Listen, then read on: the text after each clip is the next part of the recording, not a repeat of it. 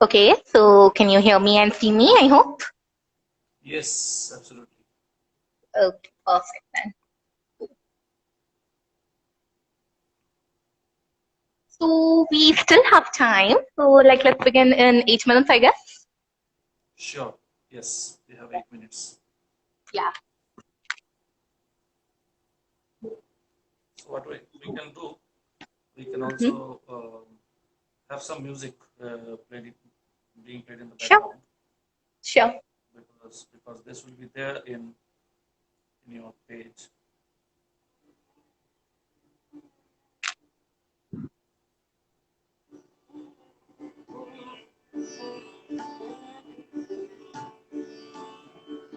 Is it audible? Oh, okay.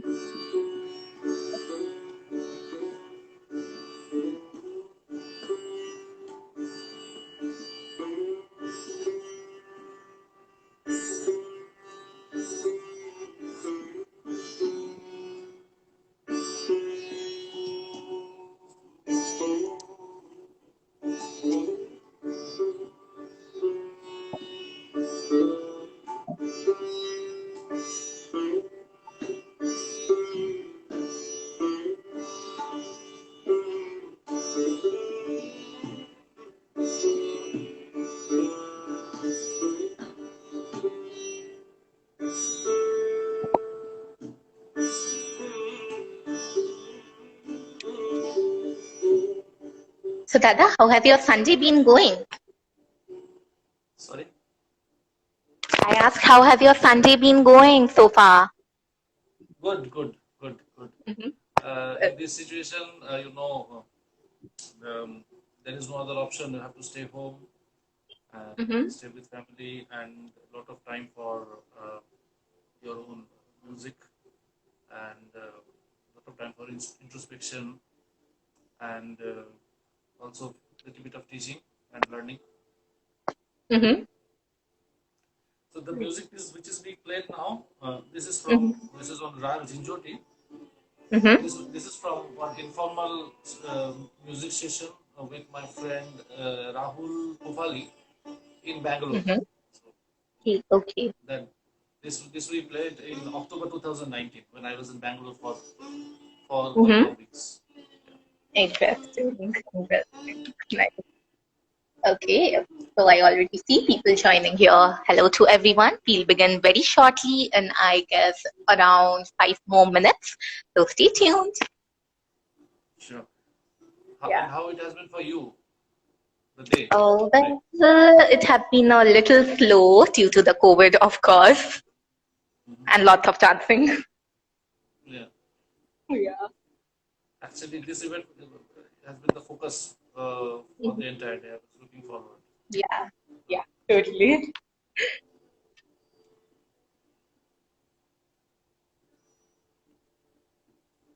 Just let me know when we have to start, then I will pause this music. Sure.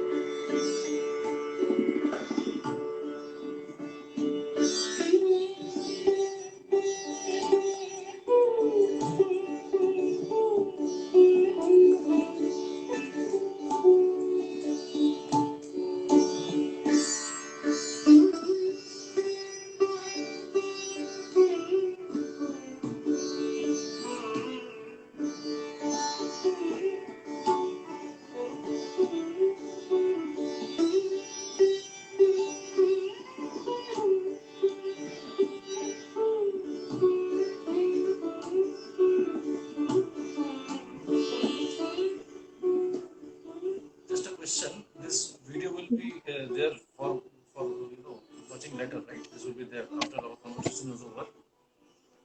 Sorry, I could not. Conversation, yeah, Mm-hmm. after our conversation is over, this video will be there for watching later, right? On Yeah, yeah, IGTV. it will be there. Yes, it will be there. Okay.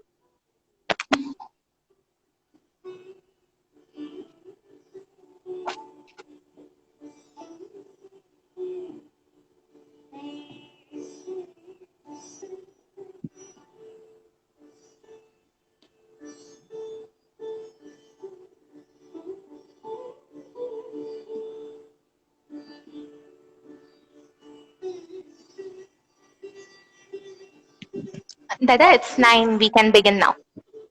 Perfect. Oh, okay.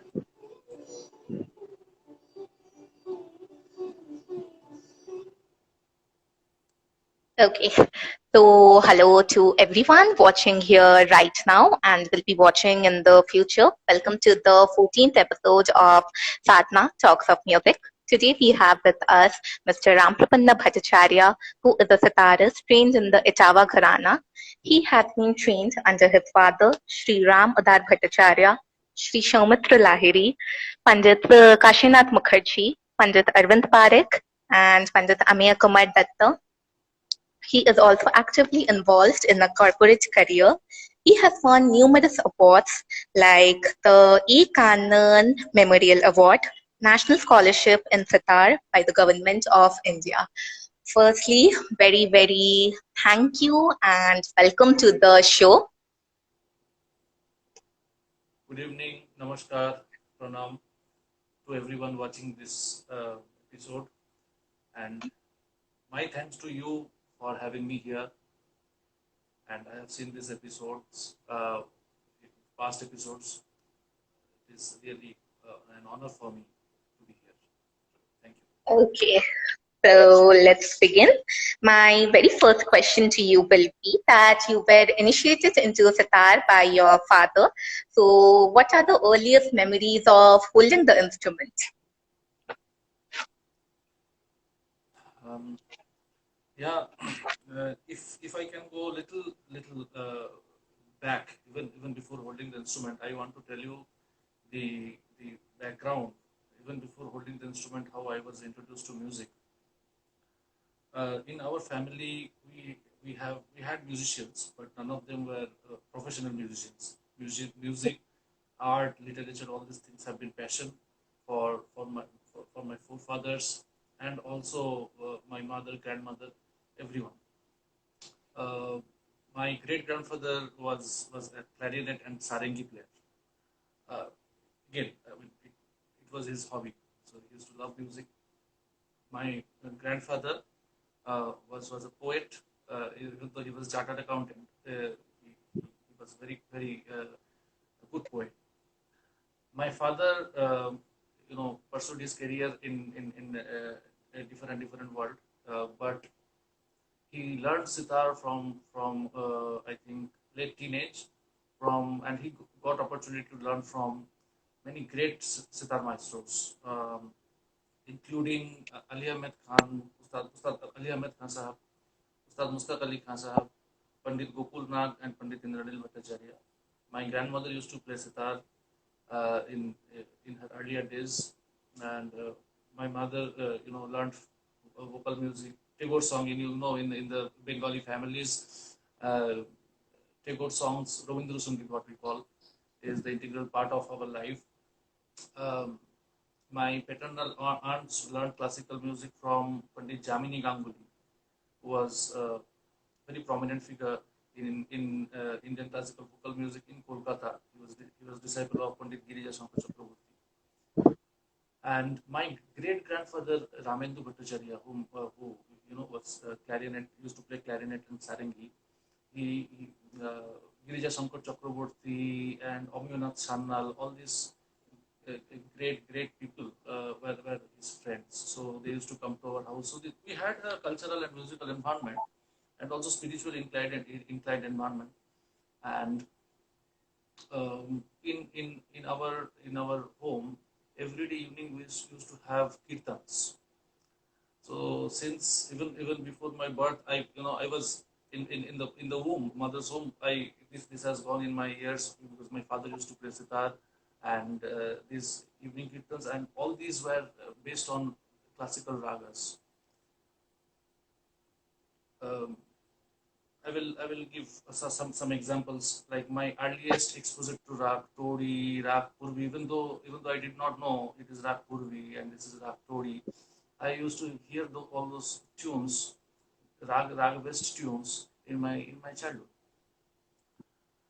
And then when I was, I think, 6 or 6.5, then my father decided. Uh, my mother was a little skeptical about my studies, whether I will do all these things together. But my father took a chance and bought a baby sitar. We call it single sitar without the sympathetic strings, and in smaller in size, which is suitable for kids, Yeah. suitable for holding. Uh, and sitar maker Jayanto Sengupta, very very famous sitar maker. He is kind of our family friend, so he made. I call him Uncle Kaku. So Jayanto Kaku made a small sitar for me, and my father initiated me with the sitar, like basic. What is the basic posture? I remember the day when the sitar arrived. My father was not around. He was in office, and I got the sitar. I didn't have any idea how to. I have seen my father holding sitar, but I didn't have that confidence to hold the sitar. So I had the sitar, uh, and I was just playing this.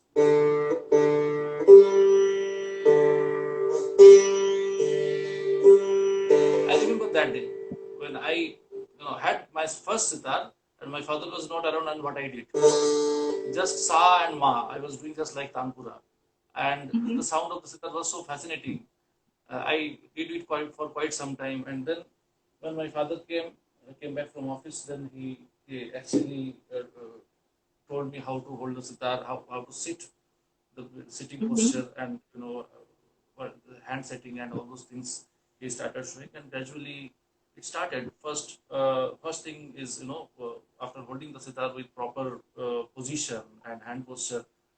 First thing comes right hand movements, how to hit the string with mizrab. First of all, how to wear the mizrab. If you give, this is the plectrum for playing sitar. If you give this Mm-hmm. plectrum to anyone, they use like this. In some Right. instruments, it is mizrab is used like this, but actually you have to wear like this, right, vertically, Oh, so that you yes. can strum. Yes. So all these basic small, even though these are small things, but these are the big things. He started showing me, and what is inward stroke da, what is outward stroke ra, and what then understanding of the frets, what are the frets based on the octaves. All these things were initiated by my father. So these are the earliest memories I have of holding sitar. It must be somewhere around 1988 or 89, sometime around. Is interesting. So after that, you went to Sri Soumitra Lahiri. So how was the change like? Um, as my father learned from Pandit Gokul Nag and Soumitra Kaku, as I used to call him, unfortunately he passed away last year, like 2020, 26th December. Very unexpected and untimely demise, I must say. Um, they were kind of friends because they both learned from Pandit Gokul Nag, and later Soumitra Kaku learned from Pandit Monilal Nag as well, Moniritu as well. My father had friendship with him, and at some point of time, my father realized, or he thought, because of his career and pressure in office and everything, he might not be able to give adequate attention to me in learning. And also he told, once you are in touch with some performing musician who is regular in concert circuit teaching, so that vibration is also needed at some point of time, which I am not being able to do because I am not a full-time musician. So this ambience and association you need. uh, then he took me to Soumitra Kapu, and I started learning from him. There was no difference in the basics, but every musician is having certain outlook, certain speciality. So I learned from him for a couple of years. Um, I, what I can say is there was not major change, I should say, but going to a guru, and when you are seeing others are being also taught, and what others are doing, how then you can fit yourself within that ambience, and you can Yes. see you can judge yourself also. So this kind of ambience was needed, and my father realized that. So it was a great learning experience as well from So, how did your training progress further after that? him. I will tell one short story here. Um, when my father started teaching me, then he also ensured that I am exposed to different kinds of music and also different great musicians. So that time Mm-hmm. we didn't have this kind of YouTube or Spotify or Ghana.com and all the stuff. We Yeah. just had a tape recorder with cassette, you know. So that thing we had. So he used to purchase different recordings of great masters. In a Durga Puja in Singhi Park, I remember in Kolkata. Um, I think either on Ostami or Navami day, I went for the pandal hopping. Thakur Dekhte Jawa, which we call it. You can relate very well because you know. So there I listened one recording of Pandit Ravi Shankarji and Ustad Ali Akbar Khan Sahab duet recording, which was being played. That time I did not have much understanding of music, the depth of music, and what rag is being played and all. What I could grab is the sound of the two instruments. Apparently, I mean, it was Ravi Shankarji sitar. I was so excited that I have also started learning sitar. My father told me this is one of Ravi Shankarji sitar. I really liked. But when Ali Akbar Khan Sahab's stroke, his first stroke came, I found the sound of sarod, the profound sound of sarod more attractive. Right. So then I complained, I like this instrument. I don't like the other instrument sound, but I want to learn this instrument. Then my Mm-hmm. father didn't say anything. Okay, we'll see. Mm-hmm. Um, then he didn't speak much, but what he did is he brought one cassette of Ustad Vilayat Khan Sahab. Okay. The Yaman, very famous. It was in form of LP before. I think it was recorded in 1968. Mm-hmm. Later, it came as form of cassette with Manik Rao Popatkar on tabla. The cassette, both the sides, Yes. only Rag Yaman, one side Vilambit composition and another side Madhya Vilambit and Dhrut composition. Mm-hmm. And I started listening to that.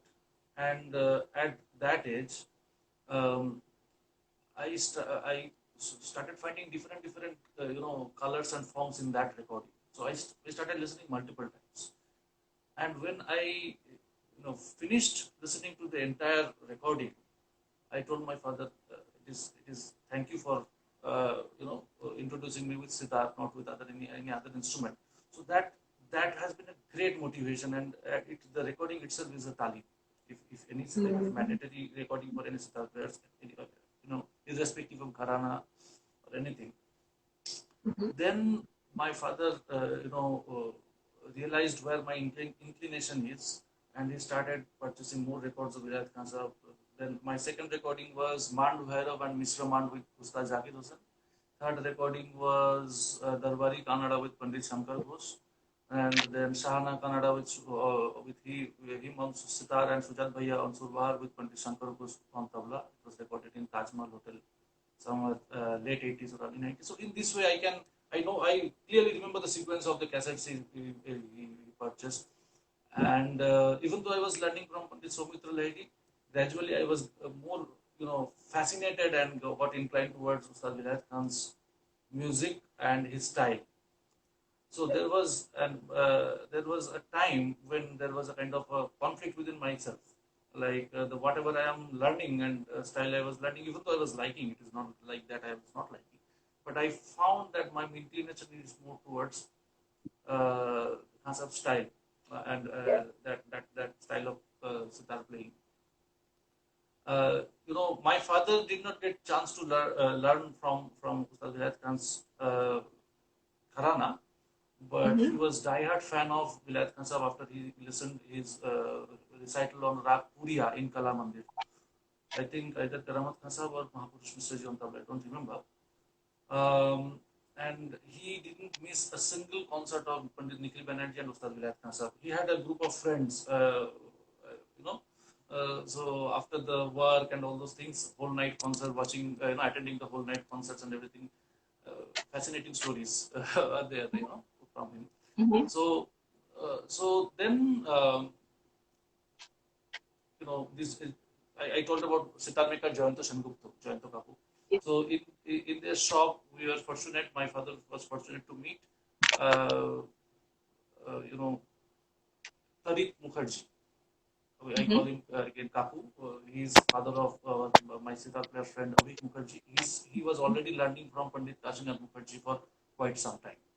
And Pandit Kashinath Mukherjee probably was one of the very few sitar players in Kolkata from Ustad Vilayat Khan's style of sitar playing, because he being the younger brother of Rishikesh Mukherjee, the film director, he learned from Srinivas Nag, a blind disciple of Ustad Inayat Khan Sahib, father of Ustad Vilayat Khan. And then he learned from Ustad Vilayat Khan and Ustad Amir Khan. So then the connection happened in that sitar shop with my father and Kapu and Obida and Kapu. I'm really grateful to both of them. They introduced us with Pandit Kashinath Mukherjee, and I clearly remember Kashinath was not keeping well that time because of some health problem. He told, at this point, I generally don't initiate. I don't start teaching anyone. Whoever learning from me, I keep on teaching, but I generally don't accept. But you play for me first. After you play, then I will decide whether to teach you or not. Then I played for some time. I remember my father was out of town that time because of some work assignment. I went with my mother. Then after listening for 10-15 minutes, he agreed. So that was another turning point in my learning phase. I can clearly tell you what are the things. Okay, let me tell that what are the areas and aspects I have learned from which gurus. I will tell you later. Then it was 1997. 1997, I started from Panditji, and I learned from him till Panditji's demise in 2011 October. But like from 2005, I was not in Kolkata because of my job. I was transferred to Pune, and when I was in Pune, my learning was interrupted because that time we did not have all these kind of online sessions, Skype, Zoom. All these things were not there, as you know. So if you have heard of Sri Jayanto Chatterjee, he is a great music promoter and publisher. He being a well-wisher of mine, he suggested you should that I think previous year Ustad Vilayat Khan Sahib passed away. He was very close friend with Khan Sahib also. So he suggested in Khan Sahib's absence, physical absence, you should go to Pandit Arvind Parikh because he was staying in Pune. You should make some management so that you go to Mumbai because he's having a lot of content and taleem from Ustad Vilayat Khan Sahib. So as your inclination is towards that, you should meet him and approach him and request him so that he starts teaching. So that was in 2005, but there was a dilemma in my mind because once you are teaching from, learning from a guru, and if you approach another guru for learning, it is not good. It is not good. So that I remember I called Pandit Kashinath Mukherjee, Kashi Jetu, I used to call him, gem of a person. I have never seen another person in music world till date like Kashinath Babu, Pandit Kashinath Mukherjee. He told, তুই ওখানে আছিস, পুনেতে আছিস, তো এখন শেখা হচ্ছে না, ওর কাছে অনেক বিলাত খার অনেক জিনিস ওর কাছে আছে, ও অনেক শিখেছে, ওর কাছ থেকে যা যা বন্দিশ, যা কম্পোজিশন গত যা তুই শিখতে পারিস সেটাই তোর জন্য ভালো হবে, তুই যা শেখ, আমি তোকে বলছি তুই Sheikh. This kind of person is very rare. Yes. I have also learned from other teachers, and I also teach a few students based on my limited capacity. This requires big heart. So after getting his permission, in September 2005, I remember I from Pune I went to Mumbai for the first time, and I requested him. I gave the reference of Jayanta Mama, Jayanta Chatterjee, and he also listened to my playing a little bit, and then he started sharing his knowledge with me. He started giving, you know, all the content, different contents that he has he had accumulated. Dada, your voice This is getting is a little broken. okay. I think I have to take this little bit closer to my mouth. Yeah. Mhm. So Yeah, this is the learning story in brief. yeah. Okay. So you also learned tabla as well. Why didn't you pursue it further? Uh, I have not learned tabla, to be a professional musician. Like as you know, you being a dancer, all these things you have to learn. A basic of vocal you have to learn. A basic of tabla you have to learn to understand how Yeah. to give theka. And unless and until you can play the theka on tabla, it is very difficult to understand the ups and downs and different bowls. Because most of the time you have to go with tabla during the performance, and Mm-hmm. all the live thing, it is tabla is essential and mandatory part in it. So from that Mm-hmm. aspect, all the sitar players, vocalists, vocal students, sitar students to any instrument, or dance for the dancers, uh, learning the rhythmic aspect is one kind of mandatory. So probably I will not be able to recite a very complex qaida, or I can play this, but Mm-hmm. understanding the difference between the basic subjects and different rhythm cycles, different lay, and different form of theta. All these things are very much required.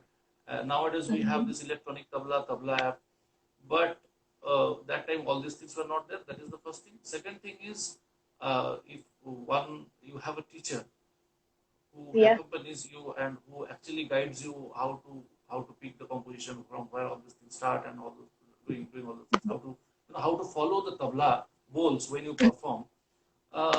My father and Omyo Kumar Datto, he was again another wonderful gentleman. Both of them guided me a lot in understanding and how to play with tabla. So this I learned from both of them.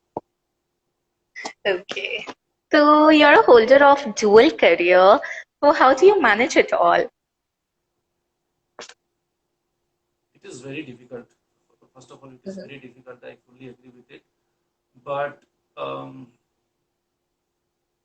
it, I mean, it's all about willpower. Once you want to do something, then you end Mm-hmm. up doing that. So Mm-hmm. 4D I always talk about: dedication, determination, devotion, and discipline. Mm-hmm. Once we have these things, then nothing is Mm-hmm. impossible. Yeah. So if you see, when we started, and you are also pursuing dance. So when we started in our childhood, we, we, Mm-hmm. we had many friends who started with us, but at Mm-hmm. certain point they left. But why you and Mm-hmm. me or others who are pursuing till now have not left? Because they got that connection, that bond. They could not live with it. Yeah. They could not live with it. That's why we are continuing, and for that reason, you and me are here and speaking with each other. The love with that art form. Mm-hmm. Um, Now, if someone wants to do study, excel in academics and also pursue some art form or any other activity very Mm-hmm. seriously, it is not like hobby. Hobby means अगर करोगे भी तो भी अच्छा, ना करोगे तो भी अच्छा, ऐसा नहीं है. इसको करना है इस तरीके से, এটাকে করতেই হবে এরকম ভাবে যদি করার হয়, তাহলে সেটাকে সিরিয়াসলি নিতে হবে. And music or any other, this term of your episodes, sadhana, this is the thing. Mm-hmm. This is very deep. Sadhana बस सुनने के लिए साधना है, लेकिन it is a very deep thing. It is total Yeah. surrender and dedication. You have to do a lot of sacrifice. You have to renounce from many other things. You have to be Yeah. very focused, and your priorities you have to be very clear about your priorities. If I want to do two things, then this is my first thing, and the another one is also my first thing. Yeah. There is no second thing, and there is no second or third thing. Yeah. I will do another thing if activity if I am Mm-hmm. done with all these two things. So once we are clear about our priorities and Mm-hmm. effective time management, I call it best utilization of time. Mm-hmm. Then this is, even though it is difficult, it is not impossible. And another thing is very important. The support from family is extremely important. As I say, so music, it is very delicate thing. It has to be handled with lot of care and affection, and you know care and affection. Yes, musicians' life is also like that. If it is disturbed because of some incident, some aspects, so we have to maintain a life which is not much disturbed by the external factors. We have to now we are in the this uh, lockdown, Yeah. right? Lockdown situation. Musicians sometimes they need to lock down themselves even without any purpose. Even without corona, we used to musicians used to do this chilla. They used to close the door and they didn't meet with anyone. They used to do riyas uh, Mm-hmm. for 40 days non-stop. Mm-hmm. So all these Mm-hmm. things, these are the part of sadhana. Once these are there, these aspects are followed, I think it is possible. Yeah. Totally. So tell me What you about have, your. what, no, if Mhm. I can ask one question, uh, what is your take on this aspect regarding sadhana? Yes, Or totally. Mhm.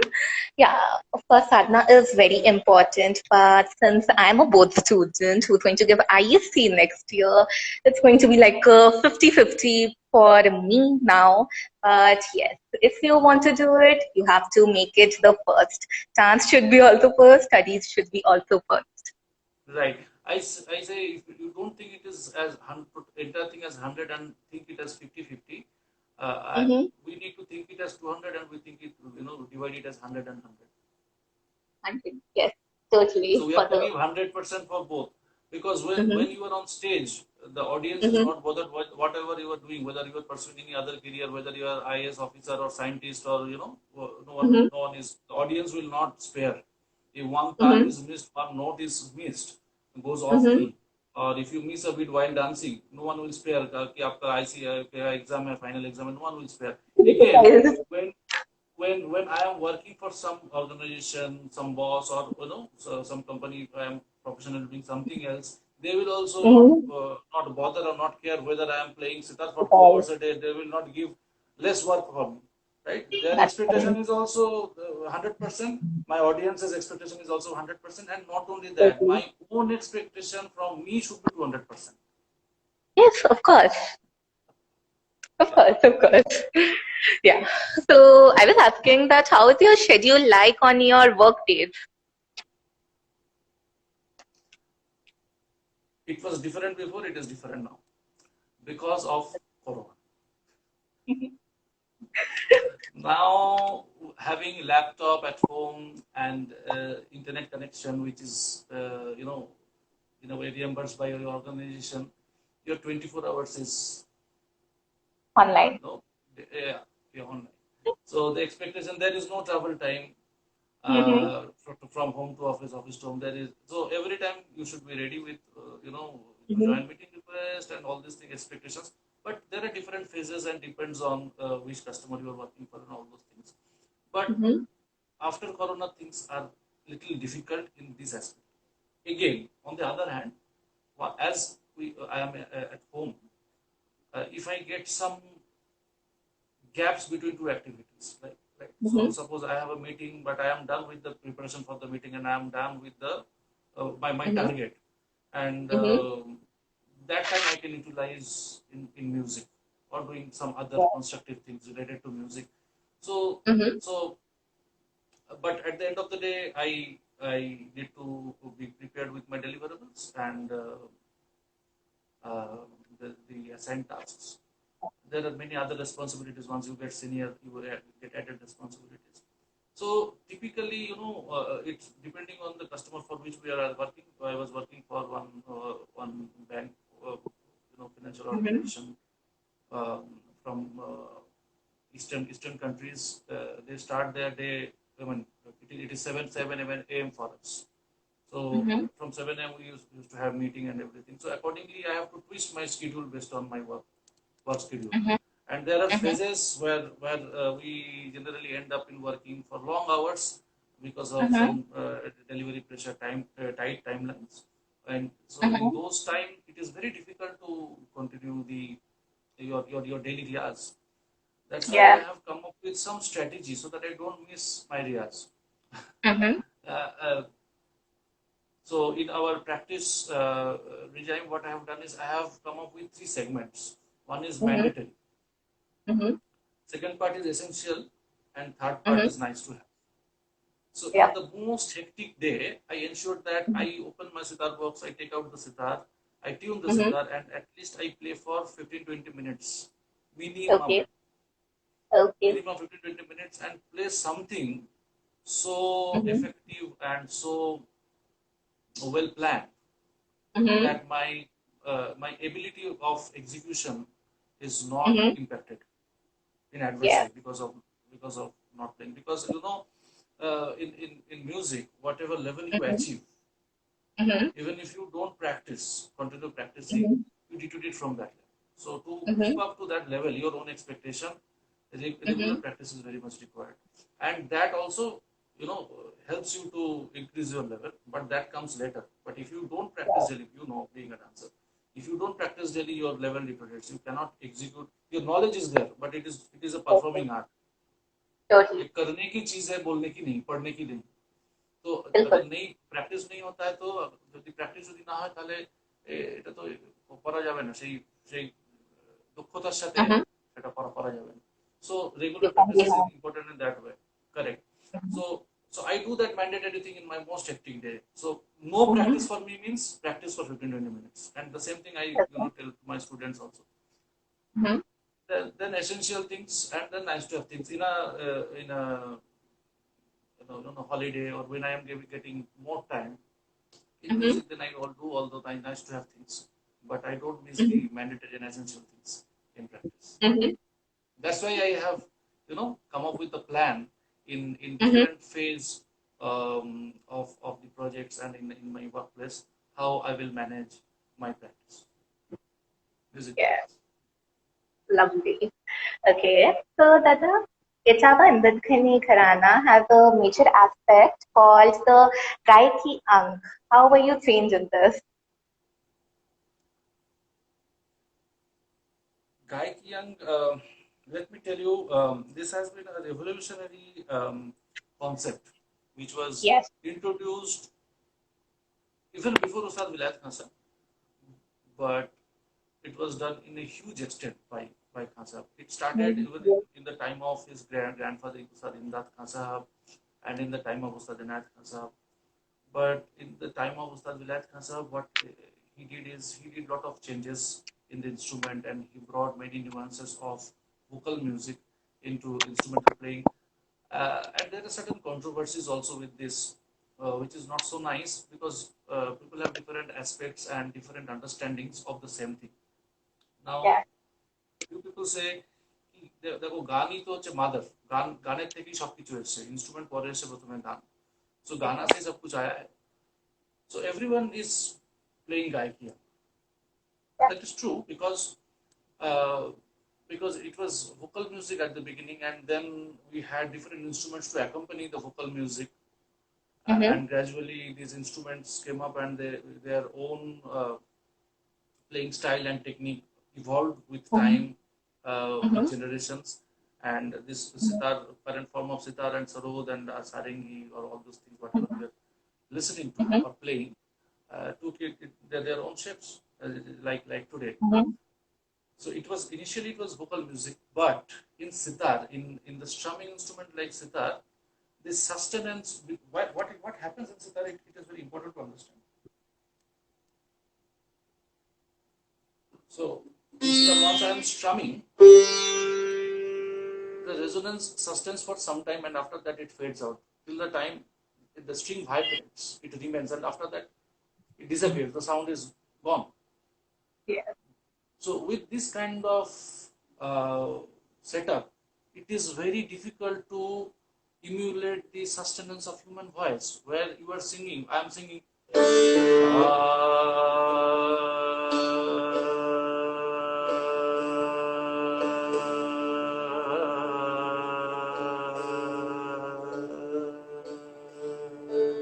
So how it is possible? Because when I'm giving a stroke, when I'm strumming the string, it fades out. So I cannot. But for bowing instruments like sarangi or esraj, so they're going, and as long as you bow, the sound sustains. So you can emulate. You can emulate those aspects, the continuity of the sound. That is the first thing. You need to have continuity. Then the intricacies, the murkis, and all those things comes later. First, you have the sustenance of the sound. Initial sitars were not this advanced. So what Vilayat Khan Sahib did is he changed a lot of things in the sitar. He changed the thickness of the tabli. He approached Kanai Lal, sitar maker, who used to make sitar for his father and other great musicians in Kolkata. Very legendary sitar maker. Then when he approached him and he told that, Kaka Babu, I want a sitar like this. Amar ekta erom sitar chai. আমার আপনি যদি এটা করে দেন, এটা আমার একটা মাথায় idea এসছে যে সেটা যদি এরকম ভাবে বানানো যায়, আপনি কি আমাকে একটু করে দেবেন? তখন উনি এরকম চশমা পরতেন, নাকের কাছে চশমা পরতেন এরকম, ওকা তোমার কি মাথা খারাপ হয়েছে? So he discarded at the first place. So but he was not disheartened. He continued his own research work, and he came up with this model where the thickness of tabli, the height of the bridge, material of the bridge, the material used for the frets, the curvature of the frets, and the arrangement of strings. Previously the sitars one there a lot of vibrations, a lot of sound. The main sound resonance of main string was not much prominent. So previously Alap used to play it like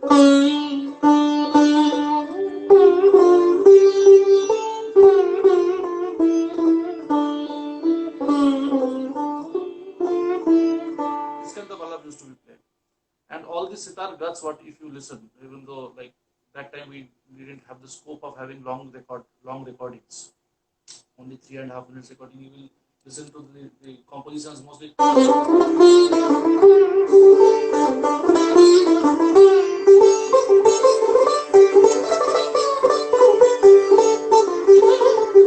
Lot of right hand work. This is Kafi composition of Ustad Imdad Khan Sahib. So this kind of music was played, and and the alap and the music with sustenance, all these things used to be executed through surbahar, because surbahar was a big, still there. It has a lot of resonance and it's suitable for alap. So in sitar, having gaiken means having the finer nuances of vocal music into this strumming instrument.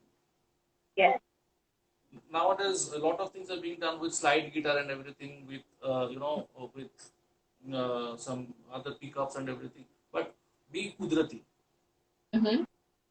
Be kudrati means not using any artificial thing. With the wood, with the strings, what best can be done. So he, in terms of instrument structure and string arrangement, his contribution has been tremendous. And in terms of playing also, पहले कहा जाता था कि गाना उत्तम और बजाना मध्यम, because the finest nuances of human emotion was only possible to express through human voice, because it is the God-gifted instrument, and it is embedded instrument. So if we practice and refine, we can express the finest emotions of human emotions. It was not possible to do through instruments. उसका जो limitation था, because of the limitation of the instrument. But in Vilayat Khan Sahib's time, what happened is he removed this gap, this barrier between vocal music and instrumental music. If I can give a little bit demonstration. But will, if I say something, but if I have to demonstrate, it will be more clear.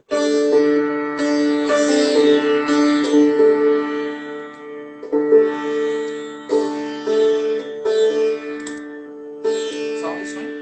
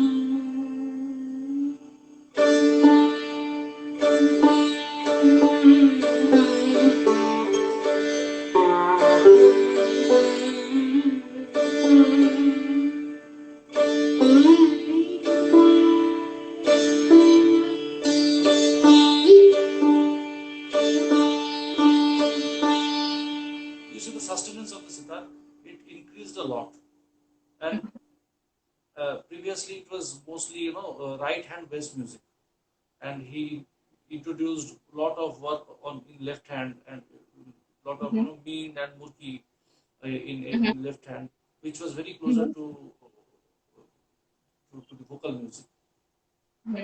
So that's why it is and it is called Gaikiya. The music which emulates the nuances of vocal music and no barrier between instrumental music and vocal music. Is interesting. So, how was your training in this aspect? I asked. In this aspect, I mean, in Gaikiya, because both of my gurus, Pandit Kashinath Mukherjee and Pandit Arvind Parikh, have been direct disciple of Ustad Khasa.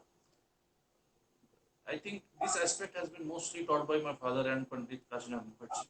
Because from Pandit Arvind Parikh, to be very honest, I learned many compositions, bandishes, vocal and instrumental bandishes, and different rags, like which are not that unusual rags, achok rags, and difference between intricate rags. But way of execution and this Gaikiyan and the values of Gharana and the principles, these have been covered by my father to start with, and then Pandit Kashinath Mukherjee. So all these nuances, what is the difference between different murtis, and one phrase, how one phrase sounds very similar, but how it is different from each other. How to do, how to have the bharat in just like Khayal music. And Pandit Kashinath Mukherjee got a rare opportunity to have association with Ustad Bade Ghulam Ali Khan Sahab, because his sister-in-law used to learn from Ustad Bade Ghulam Ali Khan Sahab. And Ustad Amir Khan Sahab was also very close to their family. He learned from Ustad Amir Khan Sahab also. So he spent a lot of time with these great legends of Hindustani music, and he had very deep insight on vocal music. Amir Khan Sahab's Taan patterns, based on Mirkhand. So he taught all those details with lot of care and affection, to not only to me, to all of his students. So these aspects of Gaikiyan, I should say I learned from Pandit Kashinath Mukherjee in huge extent. So he opened the eyes, like what are the different nuances of Gaikiyan, because when the vocalists sing, it is not continuous singing. There is a pause for having breathe in and breathe out. So how those finer nuances are maintained by using the other strings, how to give gap between two phrases, how the notes are important, how the emphasis on the notes are important, how to have the ups and downs, tonal modulation, tonal modulation, and how the gaps are important as the notes, because when the painters paint, right, they have a canvas. So for us musicians, for the vocalists, जैसे बड़े गोला मालिका साहब एक बात किए थे कि हवा में तस्वीर बनाने का नाम ही संगीत है. This is a very deep thing. So we need to have the canvas. We need to have the silence. And on top of that, we are painting with different notes. We have 12 notes. These are 12 colors. So how to utilize the pause, gap, volume variation, and how these things are related with vocal music. All these things have been, taught to us by Pandit Kashinath Mukherjee. Oh, interesting. So moving on to the next question. You were in US for a very long time. So any special memories of that time, doing any performance or something? I was in UK. United Kingdom, for 3 years. Even though I went there for my work assignment, wherever I go, I carry my sitar. So there I got some opportunities to perform in different cities, in London, in Edinburgh, Glasgow, Leeds, Leicester, including Baitaks and also stage performances. I performed in all these places. I got opportunity to perform. One special performance, if you ask, I can remember. One performance in Edinburgh, my first experience to perform in a church, and the ambience and the vibration, that was very special. It was in 2011. Thanks to Pandit Vijay Kangudkar, who is Glasgow-based tabla artist, tabla guru. So he gave me this opportunity to perform with him. I got this kind of opportunity 2-3 times later also to perform with him. Then in Leeds in 2014, I performed for SA UK, very renowned organization, for their annual event. That is a kind of whole night concert where Pandit Udar Bhattacharya and other greats were there. I performed in 2014. That was a very memorable concert with Pandit Kaushiki, who is UK-based tabla player, tabla maestro. In 2015, I went because Mila Fest invited me to perform in their couple of concerts. One in Liverpool, another one in Manchester, in Bridgewater Hall. Very famous auditoriums. In 2015, I performed for them, and that tour only was for music. It was not for work assignment. Those two were also memorable concerts with good response from audience. Okay. And while you were studying in the US? I have not been in US so far, but I have been in UK for 3 years and different other places, including I was in Colombo for some time, I was in Qatar for some time, and I was in Philippines for almost little more than a year. And in Philippines, I had great opportunity to perform for Indian Embassy couple of times to celebrate the diplomatic relationship between Philippines and India. The Indian Embassy celebrated the Republic Day, 26th January, I think, couple of years back. They asked me to perform, so that was a very memorable performance. And I had a duet performance with Chiu Seng Chong. He's a Chinese guy and disciple of legendary D.K. Pattamal, amazing musician.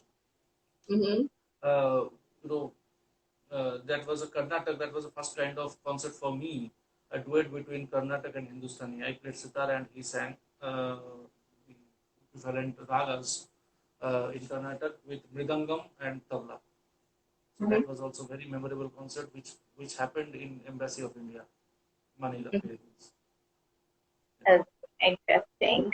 So tell me, how was ICMC born, which has been making quite some news these days? To be honest, thanks for bringing the topic of ICMC. With this riyas and day-to-day work and teaching with this regular things, I Mm-hmm. have a lot of plans for quite long time. I will tell about some of my existing projects and whatever I want to do in future also. So ICMC was one of them. Mm-hmm. In 2008-9, when I was in Calcutta, then we few friends of mine we gathered and thought to have some baitak style Mm-hmm. concerts, Mm-hmm. right?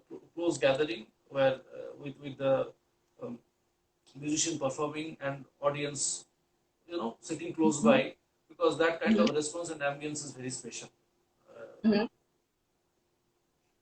so that culture we wanted to revive in Kolkata. So we started with KCMC, Kolkata Classical Music Circle, back in 2008, 2009, that time. Mm-hmm. Um, but after that, I was moving from Kolkata to London, London to other places and all. As I was not there, this thing did not materialize well. We had one concert, one first concert there, but after that, that was only one concert there. I requested my friends, couple of very talented friends, to perform. They did Mm-hmm. that, but it did not continue. Then this lockdown started last year, and Mm-hmm. I was speaking with my friend, Kathak exponent Emily Ghosh. She is in Lucknow at the moment. We were discussing about this idea, how we can take this online, because everyone was doing this thing, online events and all. So Mm-hmm. we were discussing if we can take this online, because it was a long term dream for me.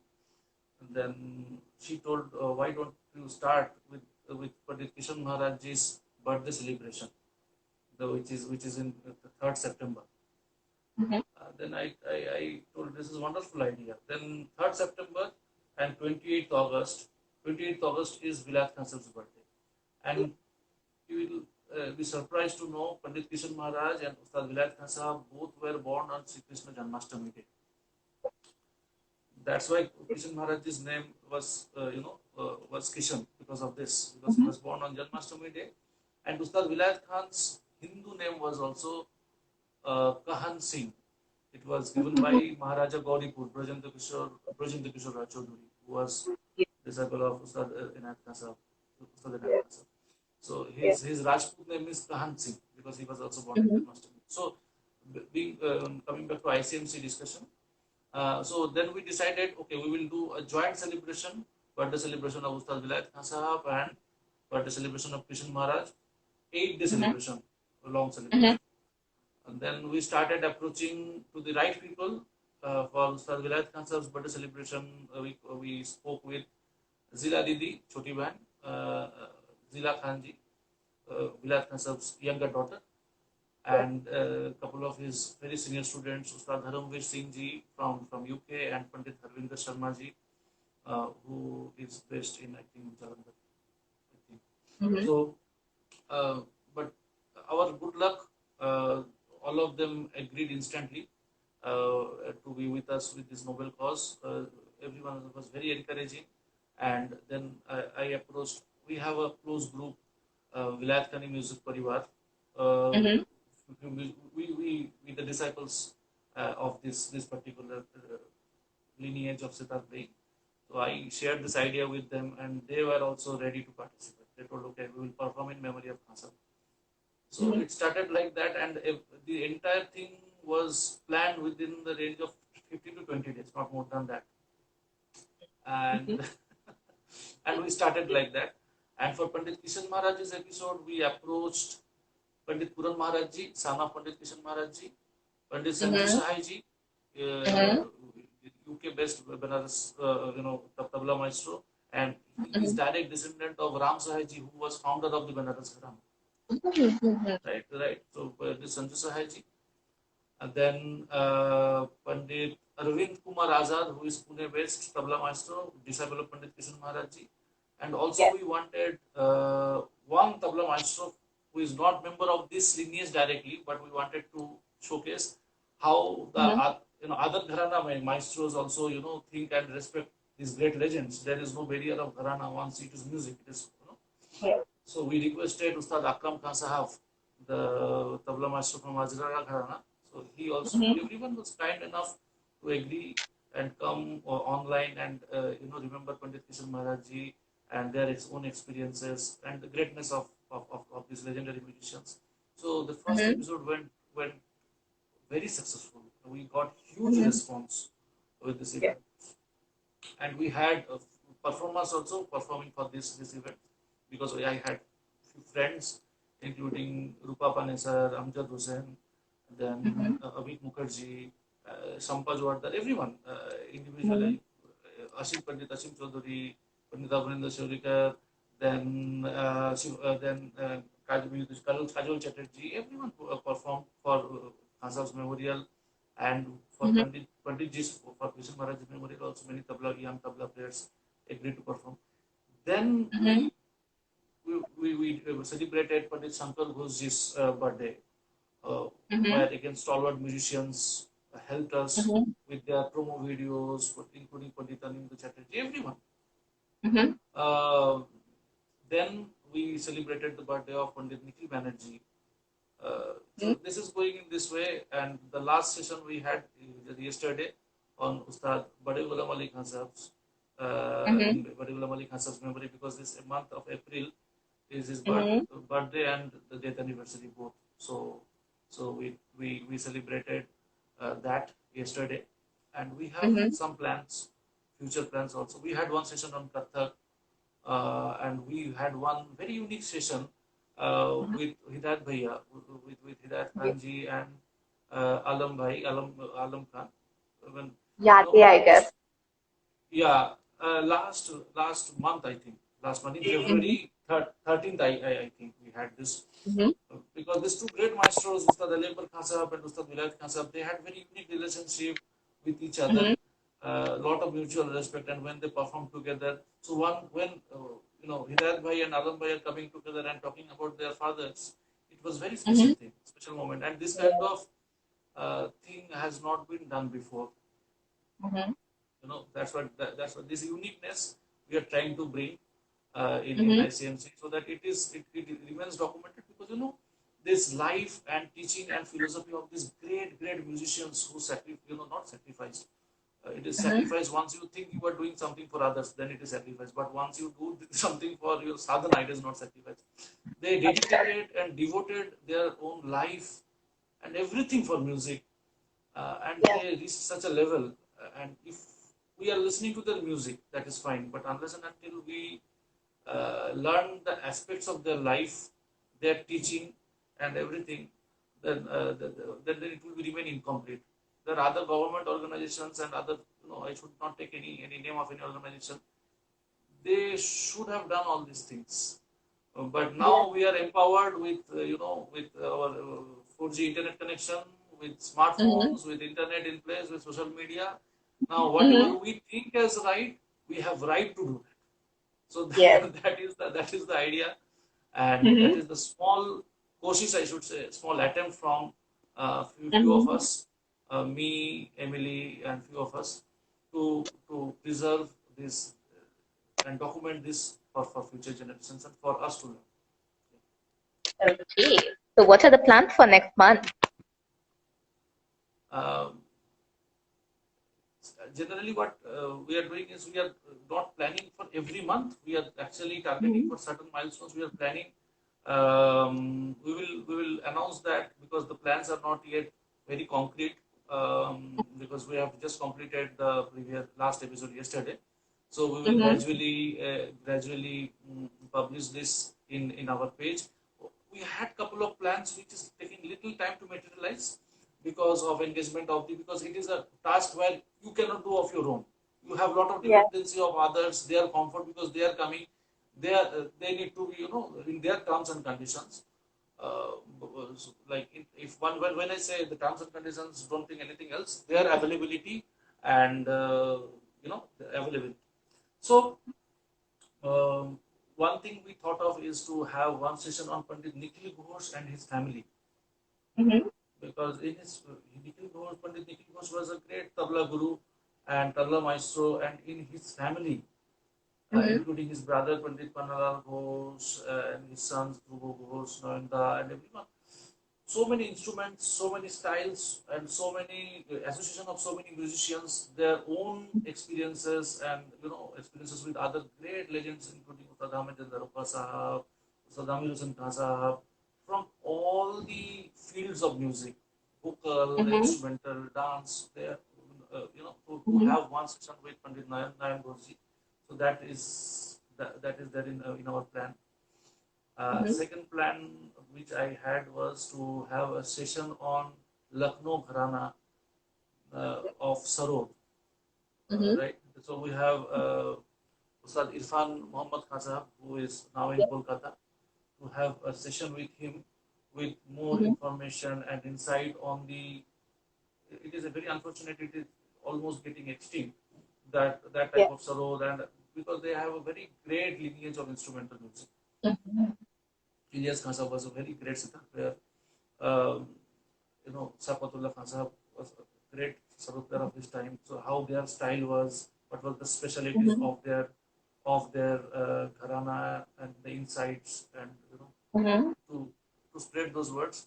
So we will have a session on Lucknow gharana of instrumental music. We will have one session on Ustad Amir Khan Sahab probably in August. And also when we had the session on Ustad Bade Ghulam Ali Khan Sahab yesterday, on spot we decided to have one session on Ustad Munawwar Ali Khan Sahab also, Ustad Bade Ghulam Ali Khan Sahab. So all these are there in plan, but yet to materialize. Okay, so there are quite long-term plans. Yeah. We will keep on doing this, and we will try to involve every deserving people, and also in some cases we are getting great response. Many great legendary musicians have responded wholeheartedly with lot of blessings to us, and also in some cases when we are approaching, we are not getting much response. There have been some cases also. So what we are doing is we are not cooking again. So, so once you approach someone, you will get the response. They understand what the motive is, if it is doable or not. So once we are not getting any response, okay, fine, thank you. We will go with our next plan. Interesting.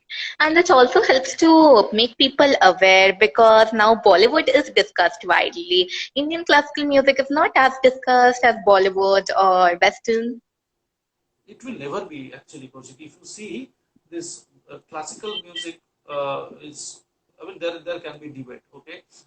But I want to take a stand. Okay, it is classical. It can be as popular as Bollywood, but again, it should get its enough exposure so that people also are aware of the class, right? So even though, because you see so many TV channels we have, there are only one or two channels which are dedicated to classical music. Only DD Bharati and another channel which I discovered recently is In Sync. These two channels are telecasting the Indian culture, and In Sync in particular Indian classical music and dance. Yes. And in every newspaper you see there is separate section, very big section for Bollywood, very big section for politics, very big section for cricket and sports. Where is music? Music means it is just visual, some photo of some girl dancing with which that is music today. But unfortunately, with this popular media, it is like that. But again, now with the social media in our hand, we are empowered. There are many organizations, many individual initiatives, constantly things are being done, and we should continue to do that. What you are doing, you have termed this series of sessions as sadhana. So this is a wonderful thing. So whatever our mainstream media is not doing, that you and me are doing. So we should be proud of it. Yeah, totally. Okay. And you see, So, we are having the limited number of viewers at this point. But I'm sure when people discover your blogs and if people discover your channel, at one point of time it will be popular. yes, totally. Okay. So moving on to the other question. The question was very popular. How is your connect with your online students and offline students? Now all the offline students are being converted to online students. They're the Yes. conversion process in progress.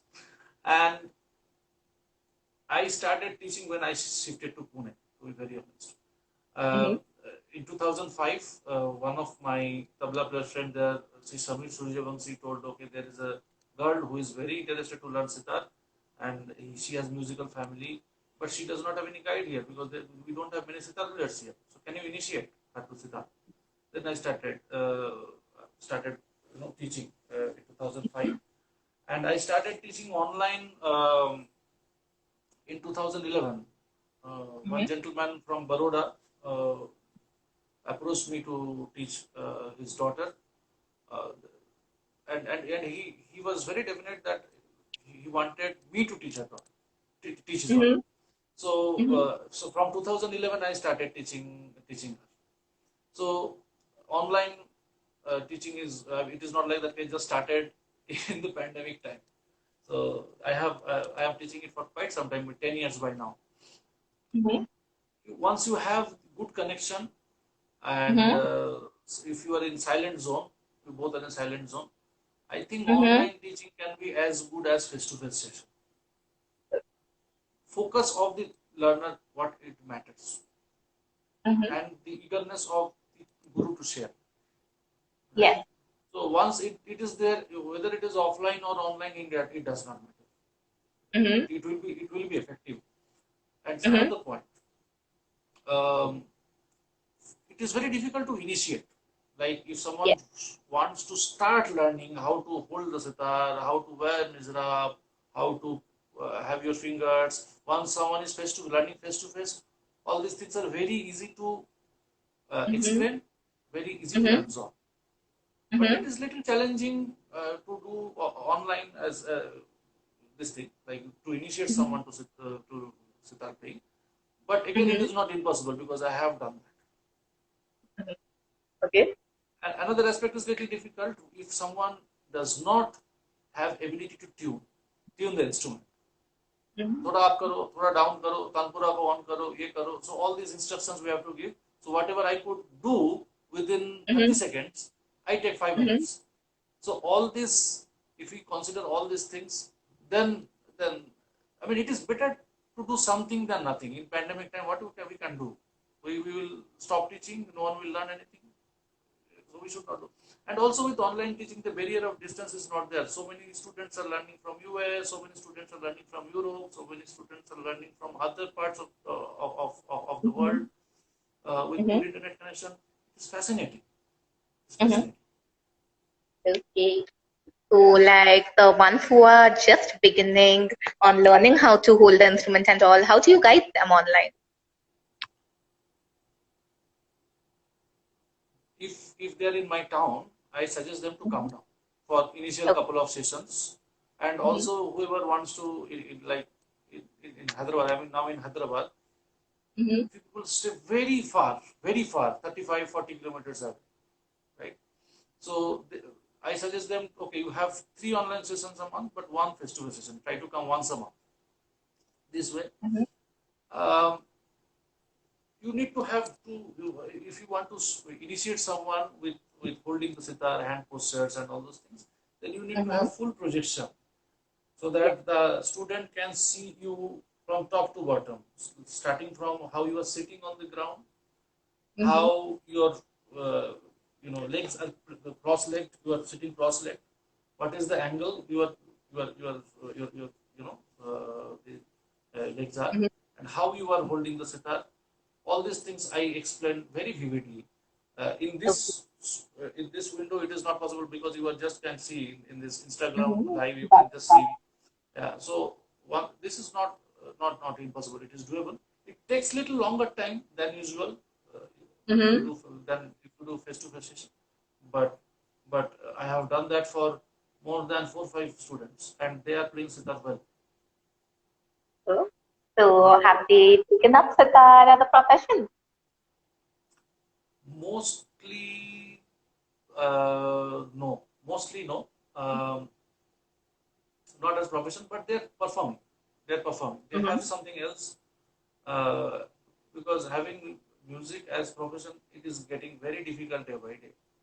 And if whoever not doing that, I don't discourage. I don't discourage to leave your job and just do sitar. Yes, yes. So, okay, then. So let's bring the talking to an end here. Let's go to the musical part. Let's hear something. Sure.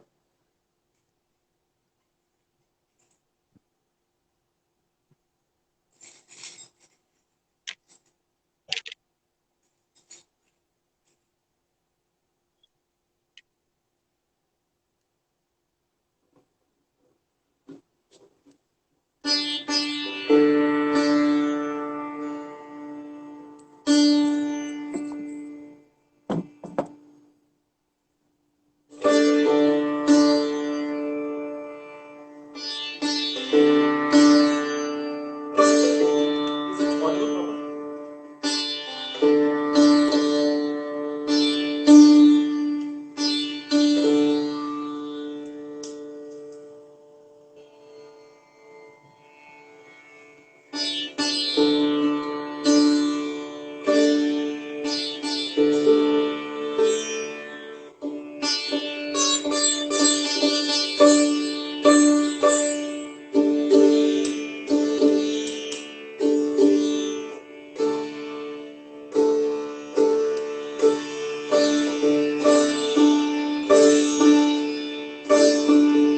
Rag Kafi.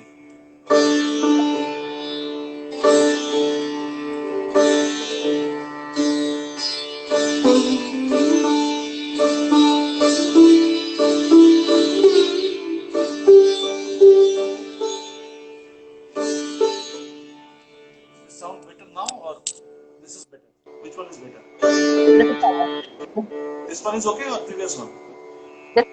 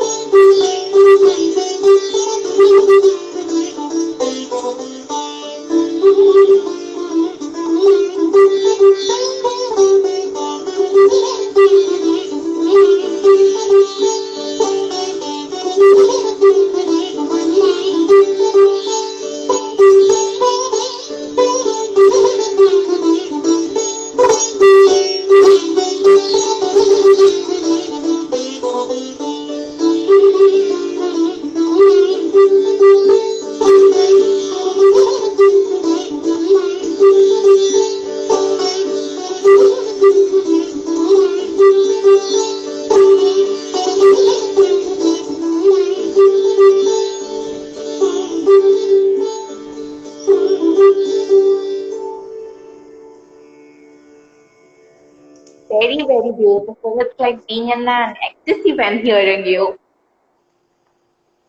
Just a moment, please.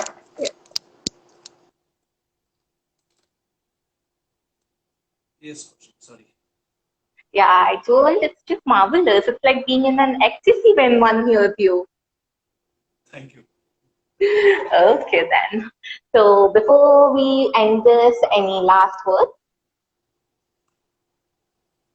My thanks to you for remembering me and for inviting me to this episode, and keep on doing this. As I said, with these tools in our hand, we are empowered to spread the beauty, strength, and strength of classical music, and to spread the message of unity among all of the Mm-hmm. musicians across different genres Mm-hmm. to the entire world, and so that there is more Mm-hmm. peace, more harmony, and Mm-hmm. now with this very difficult situation, the safety is of the highest concern at this point. So we all have to be very careful. We have to follow all the guidelines given by the doctors and the government, so that we don't get affected much with this pandemic. That's a lovely message. Thank you so, so much, Dada, for doing this and accepting my invitation. Thank you so much, Kaushiki. God bless you. Thank you. Thank you. Okay, then.